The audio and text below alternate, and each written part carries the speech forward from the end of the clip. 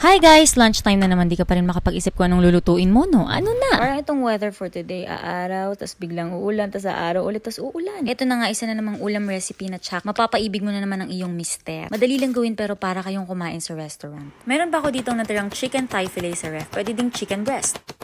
Tapos ito, hiniram ko muna yung hammer ni Thor, charot lang. Meat mallet ito, tenderizer and pounder. Para mas ma-flatten at mas mapalambot natin yung ating meat. Kung wala kayo nito, don't worry, pwede naman kayo mag-substitute. Rolling pin, baso, kung anong madampot nyo dyan na pwedeng ipamukpok. Basta yung matibay at safe. At lalagyan ko na nga ng salt and pepper, pampalasa. Sinigurado ko lang na timplahan ko ng maigi, likod at harap para talaga namang malasa. Maglalagay din ako ng 5 spice powder at Spanish paprika. Pwede naman kahit alin lang sa dalawa na yan. Kung parehong wala, pwede namang asin at paminta lang. Yung 5 spice powder, ilang beses ko na rin yan nagamit sa aking vlog. Try nyo guys kasi may kakaibang sarap at linamnam din talaga siyang binibigay sa ating fried dishes kahit na yung may mga sauces. Maglalagay din ako ng konting soy sauce, vinegar. Vinegar na gamit ko ay brown rice vinegar. Pwede naman kung ano ang meron kayo diyan. Pwede din calamansi juice or lemon.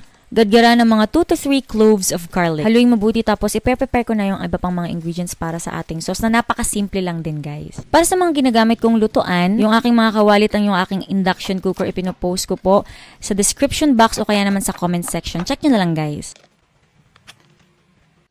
Kukuha lang ako ng maliit na butter, pwede din namang margarine.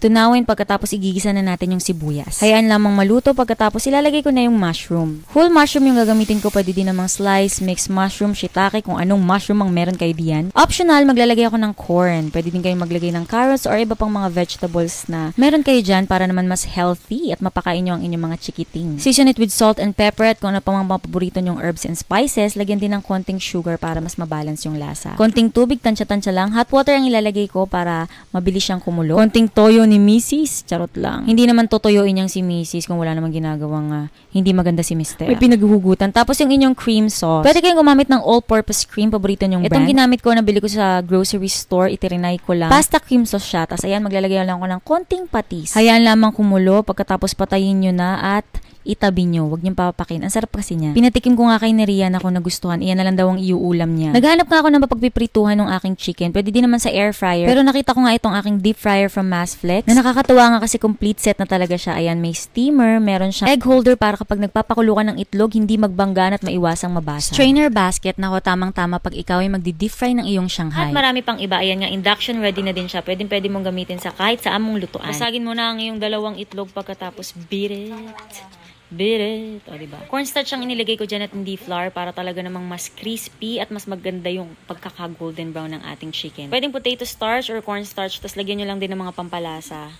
First coat, yung ating egg mixture, talagang palibutan nyo yung inyong manok pagkatapos. Yung ating potato starch or cornstarch, i-coat lang mabuti and then tap the excess. Ako guys, itry nyo yung ganitong pagpiprito ng manok dahil para talaga namang chicharon. Sa lutong yung inyong mga manok, mamaya makikita nyo. Napanood ko nga sa shorts paano magagawang non-stick yung ating mga pan. Ito, panuorin yung mabuti. Painitin nyo lang maigi yung inyong lutuan pagkatapos magwisik kayo ng tubig. Kapag nag-slide at nag-bounce-bounce yung mga tubig, di ba ang cute nila? Ayan, ready na maglagay ng mantika. Pero make sure na wala ng tubig bago kayo maglagay ng mantika para hindi magputukan iyan. Baka maaga ang New Year. Kung gusto nyo talagang malutong yung inyong mga manok, make sure na tama yung init ng inyong mantika. Dinouble fry ko din para talaga namang extra crispy yung ating fried chicken. Ito na nga, ASMR muna tayo.